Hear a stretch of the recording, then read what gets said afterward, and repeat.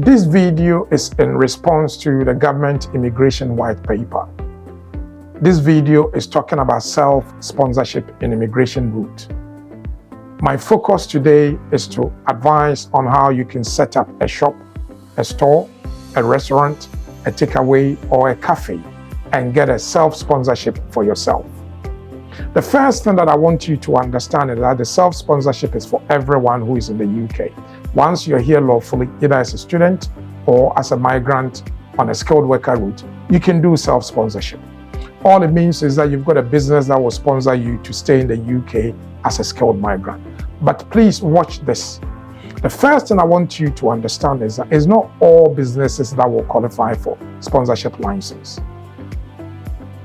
In this video, I'm focusing on restaurants, cafes, and takeaway, and also grocery shops or shops and stores or market traders.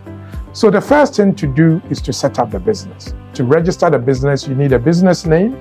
It has to be a limited liability company, and you need a minimum of 1 director. You need to draw on articles of association, which will be the constitution for the business. All this can be done at Company House, and a lawyer can do that for you. Once that is done, you need to open a bank account for the business. The bank account should be with a bank which is approved by the FCA, the Financial Conduct Authority in the UK. Then you need to get a business premises, especially if you're opening a restaurant, a cafe, or a takeaway. You need to get a premises. You need a lease and an insurance. The other thing that I also want you to do is that once you've got all this together, you need to do a cash flow forecast and a business plan. The cash flow forecast and the business plan will enable you explain to the Home Office that the minimum income for the role that you're going to occupy as a proprietor or a manager for a cafe, for a restaurant, or for a takeaway is that your income will be 38,700. You should be able to show that the forecast will bring in the income that will enable you pay the salary level. The position must be genuine. The genuineness of the position means that you've got both the income and the means to pay for the role, and that the role exists. So for example, if you're setting up a cafe, a restaurant, a shop, or some other stuff, you need to ensure that there's availability of work. So for example, a restaurant, you want to sell food. The other part is that if you want to sell food, you need to register with the local authority for them to give you a license. You also need to ensure that you've done your health and safety, the food and hygiene, and that you understand all the requirements for people who sell cooked food. Store and shops can also apply for self-sponsorship. Again, if you want to do a shop, an African shop, maybe a grocery shop, selling food items or groceries, again, as a manager or a proprietor, you can apply for self-sponsorship. These are the documents that I want you to focus on. 1, make sure that you've got a business registration document. 2, make sure that you've registered with the HM Revenue and Customs for your UTR and the PAYE, because the person who is going to be issued with a COS, you need to pay them. And although you may own the business, you have to be employed for you to earn income and then get a COS. It's critical that when you're doing these things, you have the legal documents to back you. So employment contract, job description. You also need to do your hierarchy.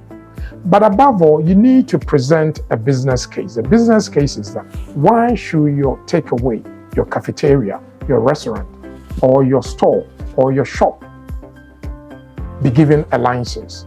The business case is this. 1, there's a need for this business. 2, that the business will be able to pay the salary of the workers. 3, that the worker that you're employing, which is you, has the qualification and the experience to do this job. And finally, that the vacancy is genuine. The vacancy is genuine means it exists. Please, I've always advised that you cannot create a business without having a social media presence, a website, YouTube, TikTok, Facebook, LinkedIn possibly, because that is the only way that you can extend your business and sell your business to the outside world so that people will come and patronize the services that you're providing. When you're ready to make this application, don't just make the application.